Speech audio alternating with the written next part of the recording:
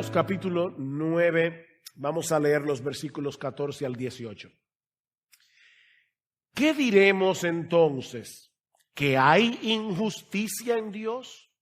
De ningún modo, porque Él dice a Moisés: tendré misericordia del que yo tenga misericordia y tendré compasión del que yo tenga compasión.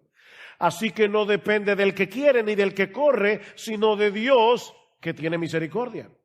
Porque la Escritura dice a Faraón: para esto mismo te he levantado, para demostrar mi poder en ti y para que mi nombre sea proclamado por toda la tierra. Así que del que quiere tiene misericordia y al que quiere endurece. La semana antes pasada estuvimos considerando los versículos 6 al 13 del capítulo 9 de Romanos, donde Pablo nos demuestra que a pesar de la incredulidad generalizada de los israelitas, aquellos que recibieron las promesas del pacto, la promesa de Abraham, y sin embargo no creyeron en el Mesías, y Pablo dice: a pesar de la incredulidad generalizada de los judíos, la promesa de Dios no ha fallado. No ha fallado. Y el argumento central del apóstol Pablo lo encontramos en el versículo 6.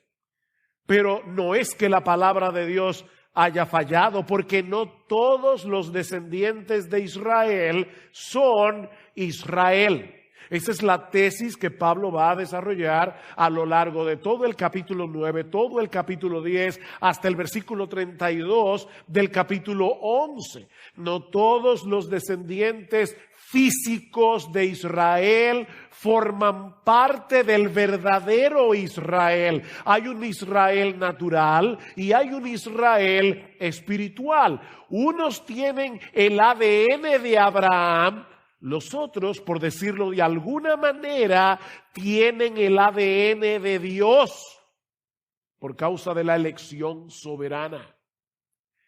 Y es a ellos a quienes Dios prometió la salvación por medio del Mesías. Así que la promesa de Dios no ha fallado. Es en ese contexto, que Pablo introduce el tema de la elección incondicional en este pasaje. A través del ejemplo de Isaac y de Jacob, vemos que desde el principio de la historia bíblica, el verdadero Israel ha estado compuesto por todos aquellos que Dios eligió para salvación de pura gracia.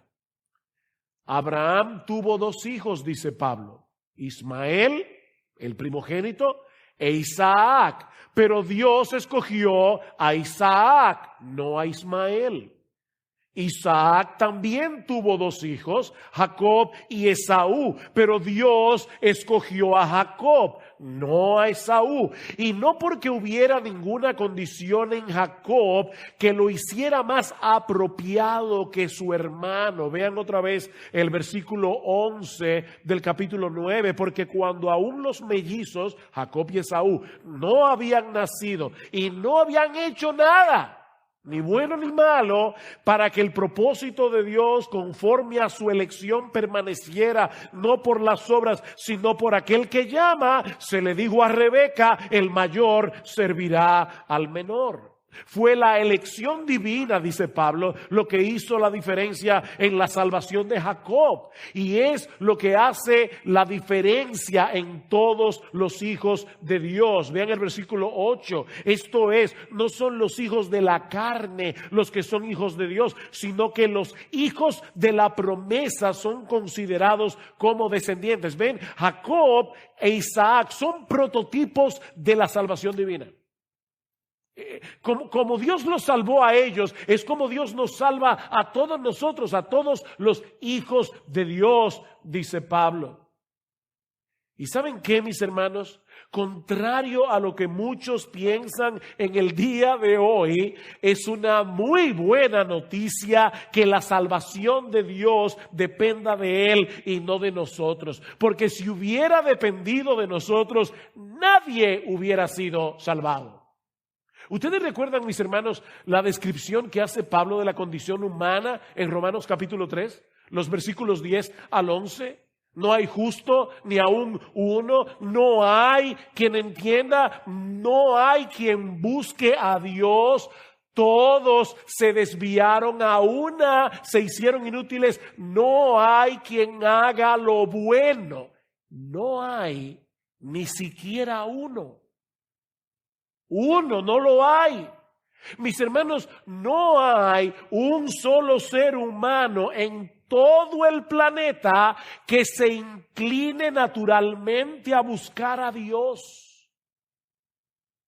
Y no hay uno solo que pueda ser considerado como bueno. Así que es una muy buena noticia que la salvación dependa de Dios y no de nosotros. Porque eso quiere decir que no hay nadie que sea tan malo que no pueda ser salvado. Qué buena noticia.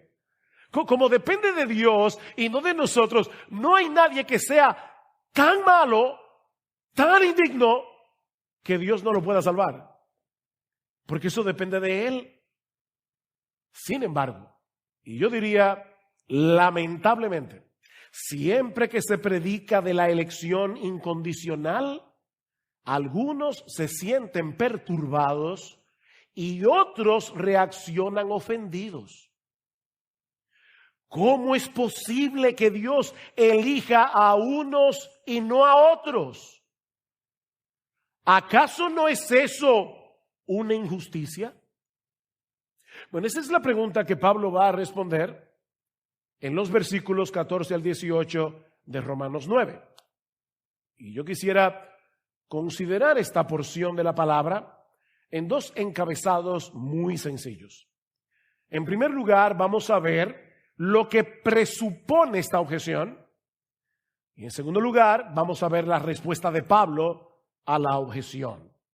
Lo que presupone la objeción, la respuesta de Pablo a la objeción. Como es común en la carta a los romanos, Pablo comienza a interactuar aquí con alguien que está objetando lo que él acaba de enseñar en los versículos 6 al 13, sobre todo en el versículo 13, como está escrito: a Jacob amé, pero a Esaú aborrecí. Y seguramente Pablo había tenido que lidiar con este tipo de objeciones a lo largo de su ministerio. Yo no sé cuántas veces cuando estamos predicando la palabra en alguna conferencia y hay un tiempo de preguntas y respuestas, este tema sale a colación. Y hay personas que reaccionan de verdad ofendidas. Yo vi una nota de alguien que envió esta semana, la semana pasada, cuando se predicó el sermón de Romanos 9, 6 al 13, y decía: yo nunca había oído un sermón de esta iglesia, pero no lo vuelvo a escuchar jamás. Es la reacción de mucha gente. De manera que Pablo sabía que muy probablemente algunos de sus lectores, de los lectores de Romanos, iban a levantar esta misma objeción cuando leyeran esta porción de la carta. Ahora, antes de pasar a considerar la respuesta de Pablo, mis hermanos, es importante ver la pregunta. O sea, es importante notar que lo que ofende al oponente de Pablo es la doctrina de la elección incondicional. Lo que a él lo ofende es que Dios no toma en cuenta ninguna condición, ninguna cosa en el individuo que lo haga elegible para la salvación. Miren, si Pablo hubiera enseñado que Dios elige a los que Él sabe de antemano que van a creer en Cristo, que es lo que se enseña hoy en muchas iglesias, de ninguna manera se habría levantado esta objeción en contra de su enseñanza. Y la respuesta de Pablo habría sido otra.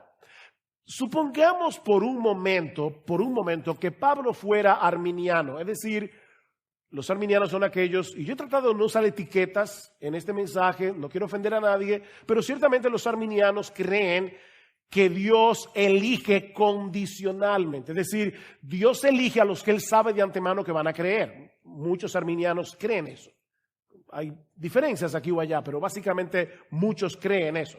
Vamos a suponer por un momento que Pablo fuera arminiano, que Pablo creyera que la elección de Dios está condicionada a nuestra elección.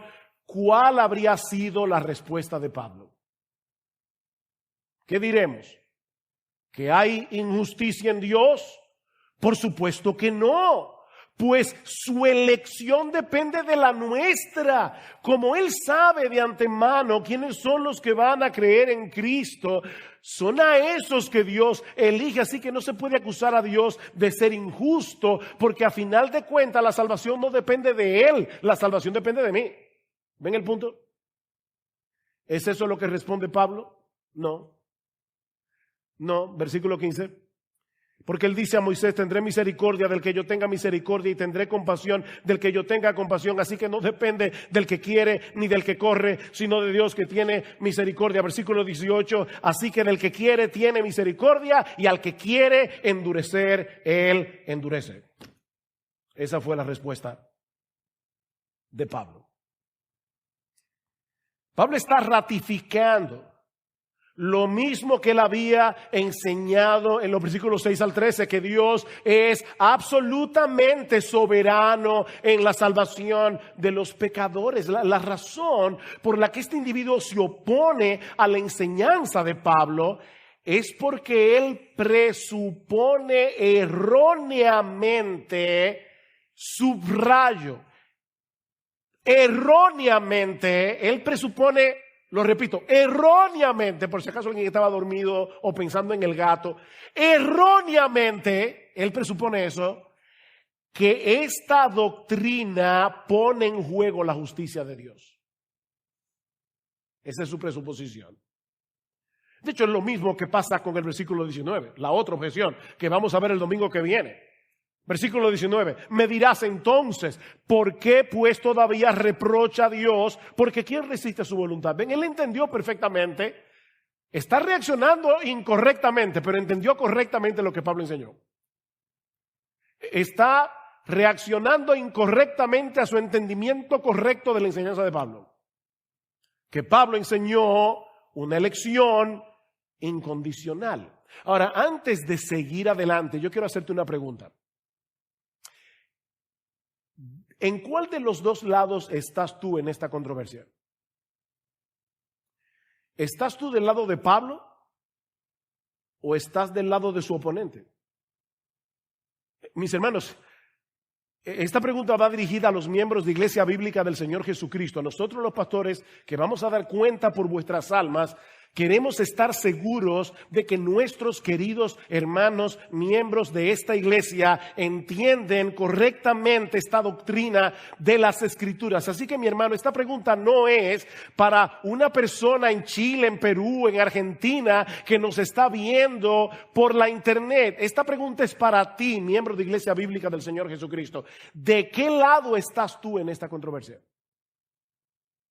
¿Estás del lado de Pablo o estás del lado de su oponente? Porque, mis hermanos, en esta controversia no solo está en juego el Evangelio de Jesucristo, un entendimiento correcto del Evangelio de Jesucristo. ¿Saben qué es lo que está en juego aquí? A final de cuentas, el carácter mismo de Dios, la naturaleza misma de Dios. ¿Qué le dice Dios a su pueblo en Jeremías 9:23? Así dice el Señor: no se gloríe el sabio en su sabiduría, ni se gloríe el poderoso en su poder, ni el rico se gloríe de su riqueza, mas gloríese el que se gloría, gloríese de esto, de que me entiende y me conoce, pues yo soy el Señor, que hago misericordia, derecho y justicia en la tierra, porque es en estas cosas que me complazco, declara el Señor. Mis hermanos, Dios es como Él es. Dios es como Él es, no como nosotros quisiéramos que Él fuera. Y Él se ha revelado a sí mismo en su palabra, como dice Jeremías, para que nosotros lo conozcamos y para que nos gloriemos en Él. Si tenemos una perspectiva distorsionada de quién es Dios, hemos caído en idolatría. Porque nos estamos inventando un Dios diferente al de la Biblia. Mis hermanos, eso es adorar un ídolo y no al verdadero Dios. Aparte de que estamos invirtiendo los roles aquí, porque resulta que ahora somos nosotros los que estamos evaluando si Dios está actuando con justicia o no. O sea, yo estoy viendo la actuación de Dios, lo que Dios hace, y ahora yo siento a Dios en el banquillo de los acusados y me estoy sentando a mí mismo en el asiento del juez para evaluar si Dios está siendo justo o no. Pero mis hermanos, ¿cómo puede un hombre finito y pecador juzgar la actuación de Dios? De hecho, es lo que Pablo le va a decir a su oponente y lo veremos el domingo que viene. ¿Quién eres tú, hombre? Hombre, ¿quién eres tú para que alterques con Dios? ¿Quién eres tú? De ahí la reacción de Pablo en el versículo 14. ¿Qué diremos entonces? ¿Que hay injusticia en Dios? De ningún modo. Y esta es una negativa bien fuerte en el original. No, es lo que Pablo está diciendo. 1000 veces no. Jamás permita a Dios que pensemos de Él que está actuando de una forma injusta en la salvación de los pecadores. Y yo espero, mis hermanos, que todos los miembros de Iglesia Bíblica del Señor Jesucristo tengan esa reacción. Debemos usar una palabra fina, visceral. Ustedes ven a esa gente que tiene una reacción y dicen, wow, le salió de las entrañas. Bueno, lo que Pablo está diciendo aquí es no. No, 1000 veces no. Esta objeción del oponente de Pablo es completamente absurda, como él va a demostrar ahora en los versículos 15 al 18. Lo que nos lleva a nuestro segundo encabezado, la respuesta de Pablo a la objeción de su oponente. Versículo 15. Porque él dice a Moisés, me encanta eso, Pablo no se pone a filosofar aquí. Pablo dice, vamos a la Biblia. Vamos a la Biblia. ¿Qué dice la Escritura? Él dice a Moisés, tendré misericordia del que yo tenga misericordia y tendré compasión del que yo tenga compasión. Pablo está citando aquí un texto que se encuentra en el capítulo 33 del libro de Éxodo. Y ahora voy a decir algo que yo espero que ustedes estén despiertos, pero el capítulo, porque es profundo, el capítulo 33 está después del 32. ¿Ok? ¿Qué pasó en el capítulo 32? En el capítulo 32 a Aarón se le ocurrió la brillante idea, presionado por el pueblo, de hacer un becerro de oro para adorarlo. El pueblo había pecado gravemente contra Dios por su idolatría, pero Moisés intercede ante Dios. Y no solo le pide a Dios que perdone el pecado del pueblo, que no destruya al pueblo, sino que en Éxodo 33, 18, Moisés le pide a Dios que le muestre su gloria. Ese es el texto que está inmediatamente antes del pasaje que Pablo está citando en Romanos 9. Señor, muéstrame tu gloria. Ahora recuerden que Dios había manifestado su gloria a la nación de Israel a través del Éxodo mediante una luz brillante que emanaba de su presencia. Pero ahora Dios va a mostrarle su gloria a Moisés de otra forma. no a través de una luz brillante, sino a través de una revelación de su naturaleza. Señor, yo quiero ver tu gloria. Pero yo te voy a revelar uno de los aspectos que hace que yo sea Dios. Esa es mi gloria, mi nombre, como va a decir en el capítulo 34. Déjame revelarte algo acerca de mí. Yo haré pasar toda mi bondad delante de ti y proclamaré el nombre del Señor delante de ti. Su nombre es quien Él es. Y tendré misericordia del que tendré misericordia y tendré compasión de quien tendré compasión. Moisés, he ahí mi gloria. Ese es uno de los aspectos que hace que yo sea Dios. ¿Sabes cuál? Que yo le otorgo mi misericordia y mi compasión al que yo quiera otorgarle misericordia y compasión. Esa es mi gloria. Dios no le dijo a Moisés, tendré misericordia de aquel que tenga un corazón receptivo a mi palabra. No. Tendré misericordia de aquellos en quienes yo vea una disposición a arrepentirse y creer en el Evangelio. No. No. Ven el texto otra vez, en Romanos 9. Aquí hay 4 yo, 2 implícitos y 2 explícitos. Tendré misericordia. ¿Cuál es el verbo, el sujeto, perdón, implícito? Yo. Yo tendré misericordia del que yo tenga misericordia y yo tendré compasión del que yo tenga compasión. En un versículo hay 4 yo.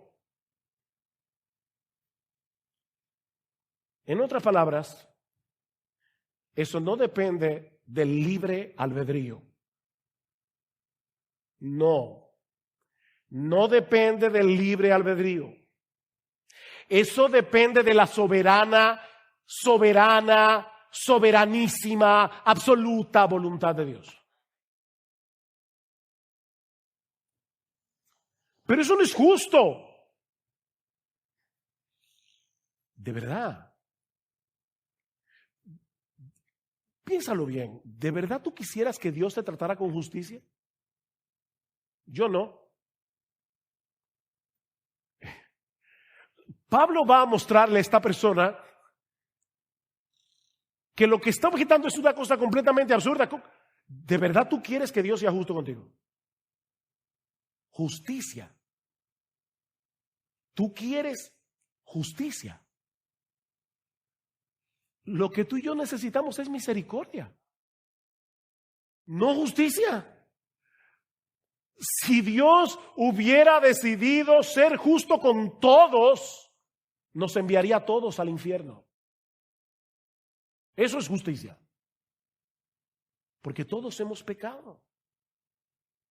Pero Él, en cambio, tomó la decisión de tener misericordia de miles de millones elegidos de pura gracia al precio de la vida de su propio Hijo. ¿Dónde está la injusticia?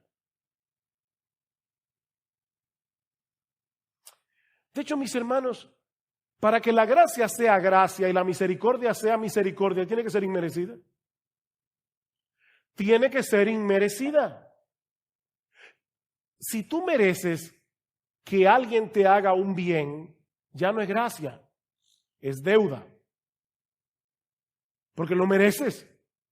Sería injusto que esa persona no te tratara bien o no te hiciera ese favor porque tú te lo mereces.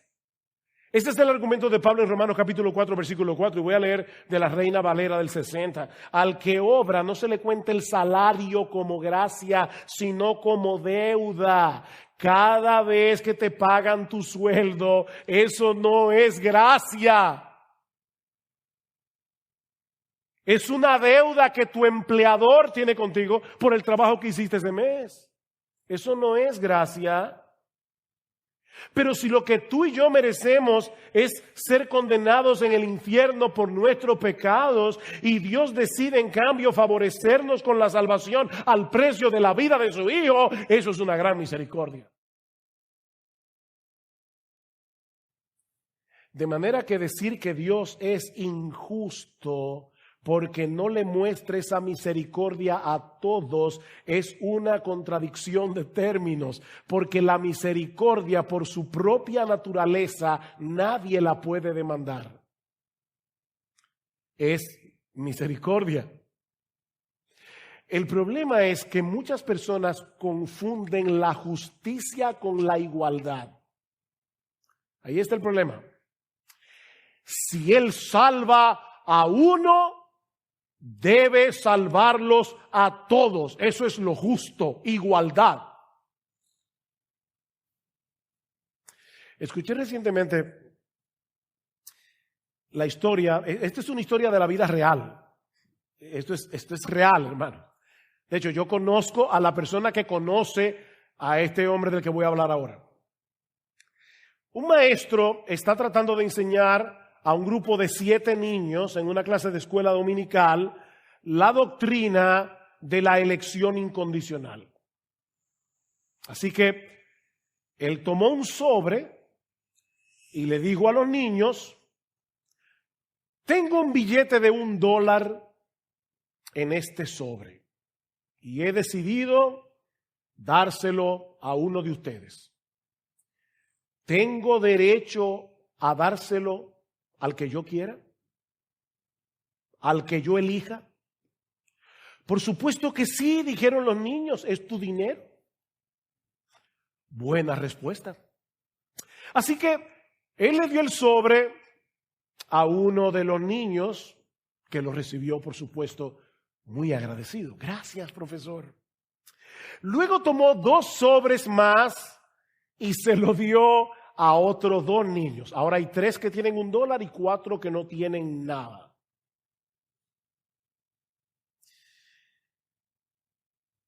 Y él le pregunta a los 4 que no tienen: ¿cómo se sienten ustedes ahora? Uno de ellos respondió: no sé, me parece sospechoso. Y obviamente los otros 3 comenzaron a decirle: ¿pero de qué estás hablando? Hace unos minutos tú mismo dijiste que él podía darle su dinero a quien él quisiera porque él no te debe nada y ahora te parece sospechoso. Pero el maestro no lo dejó ahí. Él tomó 3 sobres más y se lo dio a 3 de los 4 que no tenían nada.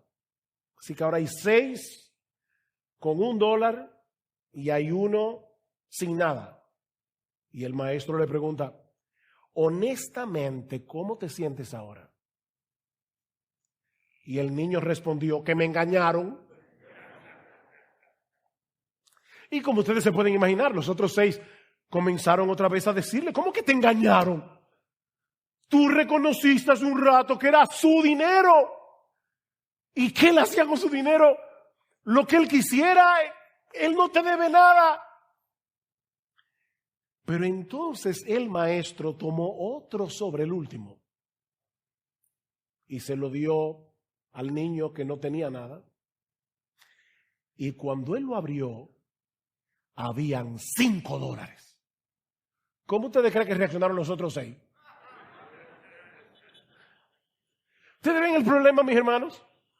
El problema que tiene el ser humano al ver como sinónimo justicia con igualdad.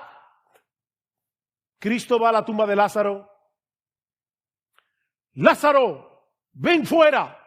¿Ustedes se imaginan a todos los que estaban ahí acusando a Jesús de ser injusto porque no resucitó a los otros? Él resucitó a Lázaro. ¿Cuál es el punto? ¿Cuál es el problema? Mis hermanos, ¿por qué Pedro y no Judas? Ambos traicionaron al Señor. ¿Por qué Jesús miró a Pedro y lo llevó al arrepentimiento y no a Judas. ¿Por qué Pablo y no Caifás? Los dos eran enemigos de Cristo. Mis hermanos, la única razón por la que hoy no tenemos a San Judas Iscariote y a San Caifás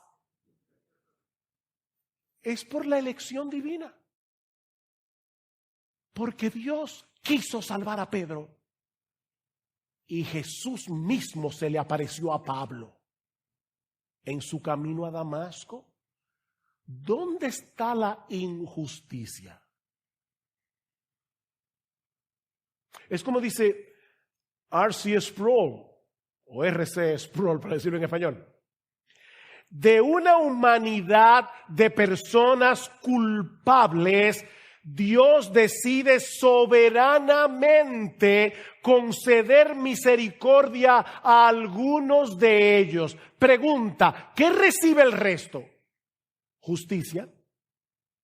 ¿Ven? Estos recibieron misericordia y estos recibieron justicia.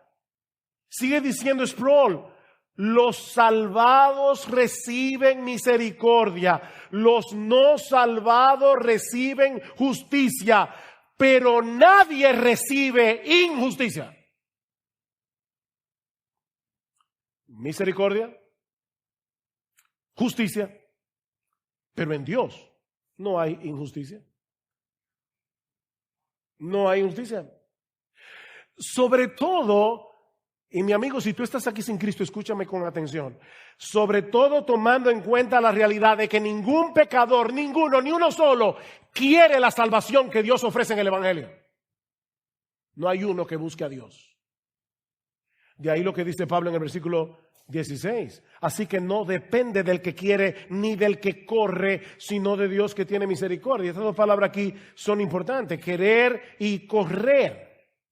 Cuando Pablo habla de querer, aquí está hablando del deseo del corazón, está hablando del propósito. Y cuando habla de correr, está hablando del esfuerzo que nosotros hacemos para tratar de obtener lo que deseamos. Así que lo que Pablo está diciendo es que la salvación no depende ni de nuestros deseos o propósitos, ni de nuestro esfuerzo para acercarnos a Dios. No depende ni del que quiere, ni del que corre.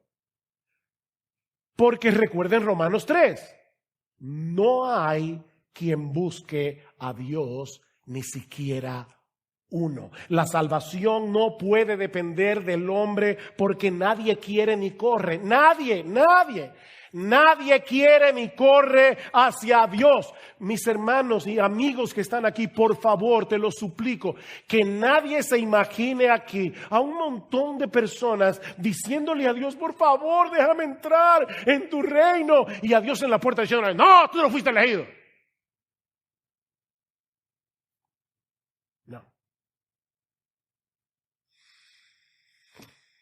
No. Óyeme bien, las puertas de la salvación están abiertas de par en par. Y nadie que venga será rechazado porque Jesús lo prometió en Juan capítulo 6. Nadie que venga será rechazado. Así que mi amigo, óyeme bien, no te escudes en la doctrina de la elección incondicional para justificar tu incredulidad. La razón por la que no vienes a Cristo es porque no quieres a Cristo. Porque cualquiera puede venir.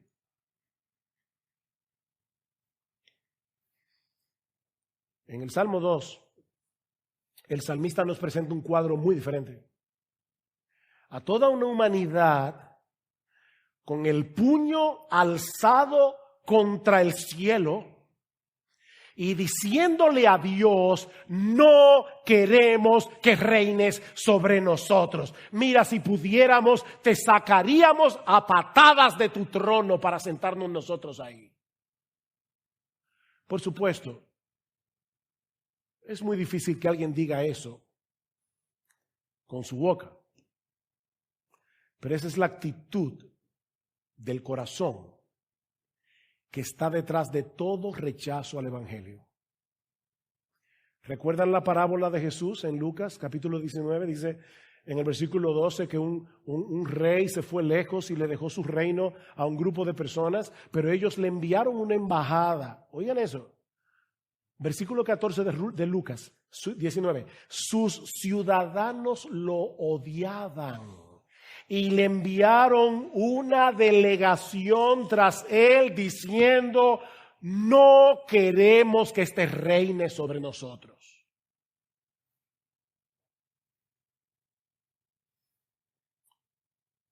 Pero Dios, aquí uno de esos, pero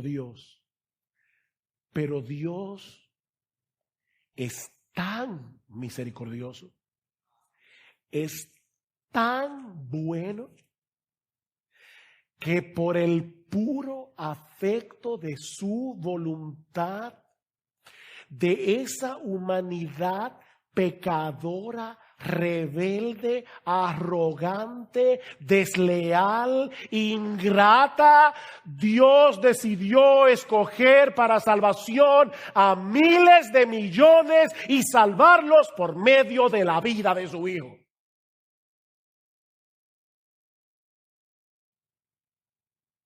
Ahí estábamos tú y yo. A Jacob amé. Pon tu nombre ahí. Pon tu nombre. A Laura, a José, a Martín, a Rafael. Amé. Ellos eran ingratos, desleales, todo lo que yo acabo de decir. Pero Dios decidió amarlo por el puro afecto de su voluntad. Y yo vuelvo a preguntar, ¿dónde está la injusticia? ¿Dónde está la injusticia? ¿Por qué es injusto que Dios decida otorgar su misericordia a miles de millones que no lo merecen y que deje a los otros en su justa condenación para recibir el castigo que sí merecen? Porque Dios no solo se glorifica al otorgar misericordia a sus elegidos, sino también al tratar con justo juicio a los culpables. Eso es parte de la gloria de Dios. Vean el versículo 17. Porque la Escritura, me encanta eso, la Escritura, el que dijo eso fue Dios, pero Pablo dice la Escritura, porque la palabra de la Escritura es la palabra de Dios. Cuando tú lees este libro, estás leyendo a Dios. Estás oyendo, como dice Piper, ¿tú quieres oír audiblemente la voz de Dios? Lee la Biblia en voz alta. La Escritura dice a Faraón: para esto mismo te he levantado, para demostrar mi poder en ti y para que mi nombre sea proclamado por toda la tierra. Si ustedes leen Éxodo, los capítulos 4 al 14, van a ver que unas 7 veces dice que a Faraón endureció su corazón contra Dios. Y como 14 veces dice que Dios endureció el corazón de Faraón. Sin embargo, es interesante que Pablo no cita ninguno de esos versículos. Pablo está citando aquí Éxodo 9:16, donde no se dice nada acerca del endurecimiento de Faraón, pero sí del propósito de Dios en lo que él hace. Y por eso Pablo escogió ese texto. Y lo que Dios le dice a Faraón básicamente es esto: ¿sabes qué, Faraón? Yo te di la vida y yo te puse en ese trono. Yo te he levantado. Faraón se creía Dios en la tierra. De hecho, en Egipto se creía que el faraón y su hijo eran dioses. Y dice, ¿qué Dios te crees tú que eres? Fui yo que te di la vida. Fui yo que te coloqué en el trono de Egipto. ¿Y sabes para qué lo hice? Para glorificar mi nombre más ampliamente a través de la dureza de tu corazón. ¡Wow! Ahí es donde nosotros comenzamos a patinar. Pero, mis hermanos, Dios no pide excusas. Dios está diciendo, gloriate en esto, en conocerme y entenderme. Y ese soy yo. No fabriques un Dios diferente a mí. Ese soy yo. Ese soy yo. El Dios que levantó a Faraón. Miren, mis hermanos, Dios pudo haber fulminado a Faraón desde la primera plaga. Desde la primera vez que Faraón se negó a dejar libre al pueblo de Israel, Dios pudo haberlo fulminado. ¿Saben lo que va a decir Pablo en el versículo 22? Que Dios lo soportó con paciencia. Dios decidió soportarlo con paciencia para que fueran 10 plagas en vez de una. ¿Saben para qué? Para manifestar la gloria de su poder en una forma más evidente. Mis hermanos, yo no puedo torcer las Escrituras. Eso es lo que Pablo está diciendo aquí. Citando a Dios mismo en Éxodo 9. Pregunta: ¿es injusto Dios porque trató con Faraón como él se merecía?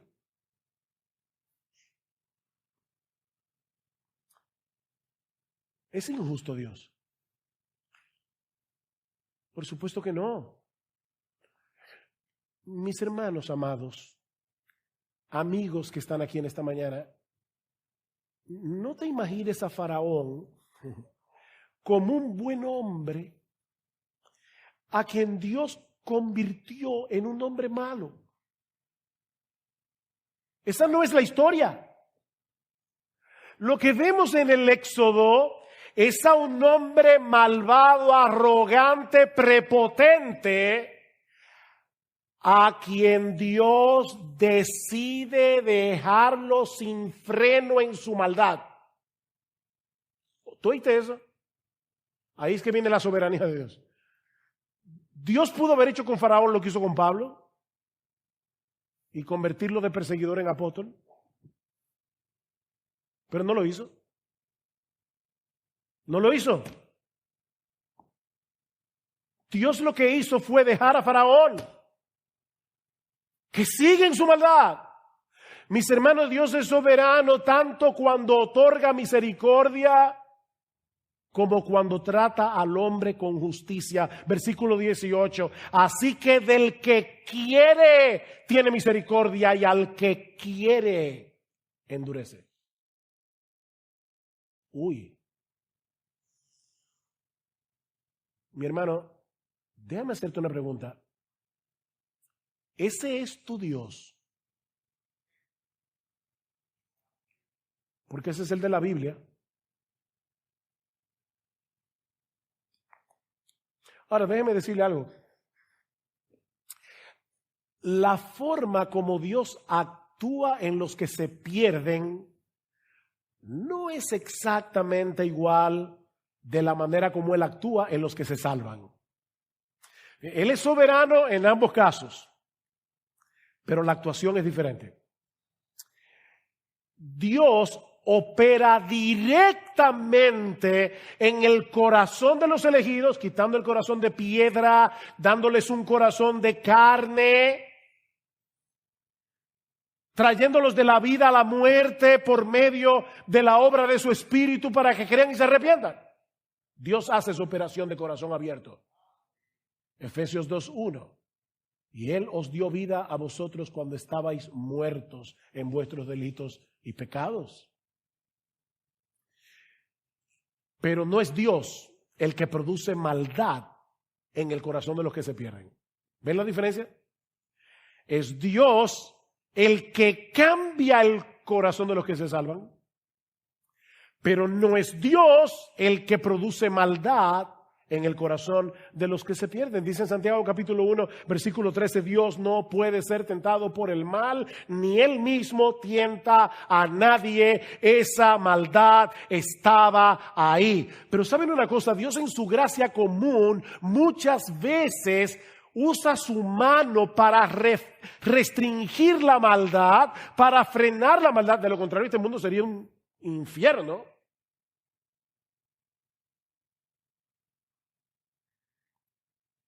Pero en casos como los de Faraón, Dios decide soberanamente retirar su mano para que sigan sin freno en el curso de acción que ellos quieren. ¿Ven la diferencia? Alguien lo ilustra de esta manera. Imagínate a 5 personas que están planeando robar un banco a mano armada. Yo me entero y trato de evitarlo. Me reúno con los 5 y les suplico que no lo hagan. Pero ellos me quitan del camino y se ponen en marcha hacia el banco, pero yo logro tumbar a uno de ellos y encerrarlo en mi casa. Los otros 4 roban el banco, matan a un guardia, son capturados y sentenciados a muerte. Pregunta: ¿quién tuvo la culpa de que esos hombres fueran ejecutados? Es una pregunta. Ellos mismos. Otra pregunta: ¿y qué del otro? ¿Acaso sigue libre porque él era mejor que los otros 4? No. La única razón por la que ese hombre sigue en libertad es porque yo lo detuve. Es la única razón. Lo que estamos diciendo, mis hermanos, es que Dios decidió soberanamente no detener a Faraón.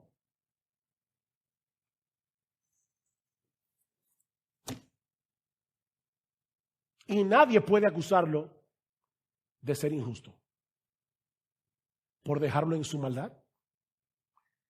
Así que del que quiere tiene misericordia y al que quiere endurece. Por eso alguien ha dicho: los que van al infierno no tienen a nadie a quien culpar sino a ellos mismos. Y los que van al cielo no tienen a nadie a quien alabar sino a Jesucristo.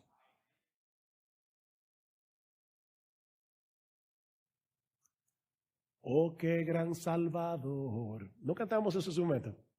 Dueño de la vida. Él es poderoso.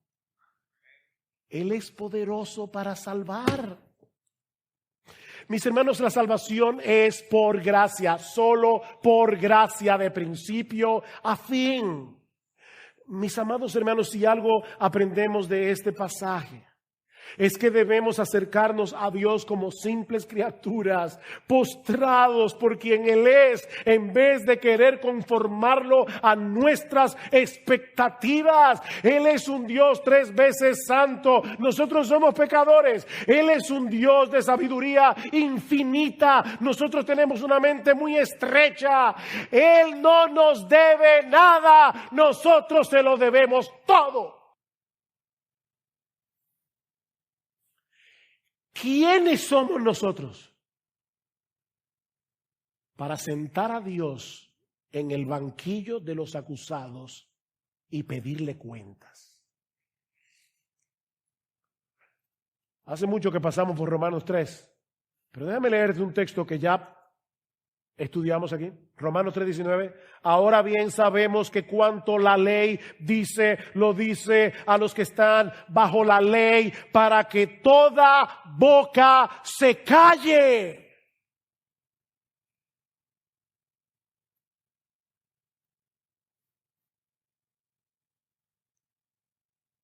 ¿quién eres tú para que alterques con Dios? Oh hombre,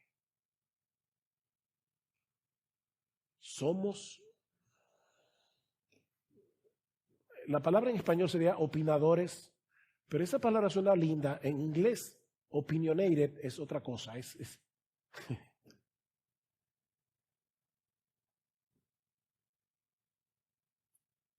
Ocupa tu lugar como una simple criatura.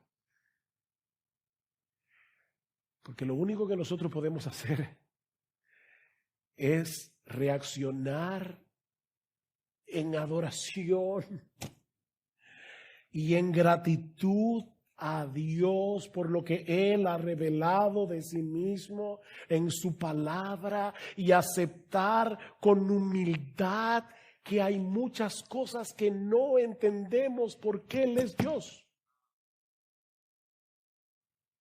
Si entendiéramos completamente a Dios, Él sería de nuestro tamaño.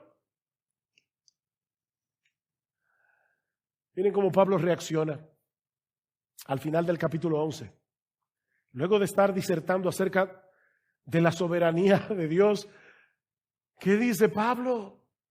Oh, profundidad de las riquezas y de la sabiduría y del conocimiento de Dios. Cuán insondables son sus juicios e inescrutables sus caminos, porque ¿quién ha conocido la mente del Señor? ¿O quién llegó a ser su consejero? ¿O quién le ha dado a Él primero para que se le tenga que recompensar? Porque de Él, y por Él, y para Él son todas las cosas. Conclusión: a Él sea la gloria. A Él sea la gloria. Mi amado hermano, no trates de domesticar a Dios. No trates de domesticar a Dios. Porque un Dios domesticado es un ídolo y no el Dios de la Biblia. Mis hermanos, nuestro Dios es digno de adoración, es digno de nuestra confianza. ¿Saben por qué? Porque Él es Dios. Como dice en Efesios, el texto que leímos al principio, versículo 11, porque Él es aquel que nos predestinó conforme al que hace todas las cosas conforme al consejo de su voluntad. Y 3 veces dice Pablo, para alabanza de su gloria. Versículo 6 de Efesios 1, para alabanza de su gloria. Versículo 12, para alabanza de su gloria. Versículo 14, para alabanza de su gloria. No para que te perturbes, sino para que lo alabes.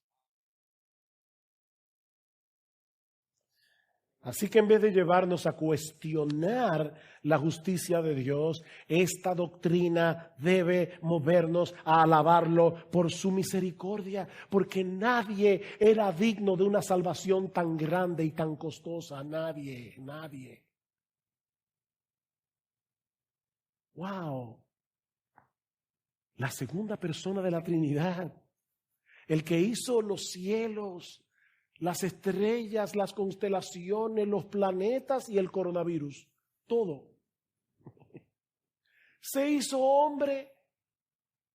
Se hizo hombre para vivir la vida que tú y yo no podíamos vivir, la vida de obediencia perfecta, y luego llevar nuestra culpa y nuestra vergüenza en la cruz del Calvario. ¡Qué amor! Mis hermanos, ¿qué otra cosa podemos hacer los creyentes que caer postrados en adoración ante la sorprendente misericordia de Dios? Si hoy estamos en Cristo, es por el hecho de que la elección es incondicional, porque de haberse requerido alguna condición, aún estaríamos muertos en nuestros delitos y pecados. Pero mi amigo, Es precisamente porque esa salvación es incondicional que hoy podemos invitar a todos por medio del Evangelio a que vengan y se refugien en Cristo para el perdón de sus pecados. El mismo que escribió Romanos 9, 14 al 16 es el mismo que dice en el versículo 1 del capítulo 10: hermanos, el deseo de mi corazón y mi oración a Dios por ellos es para su salvación. Me dio mucha pena.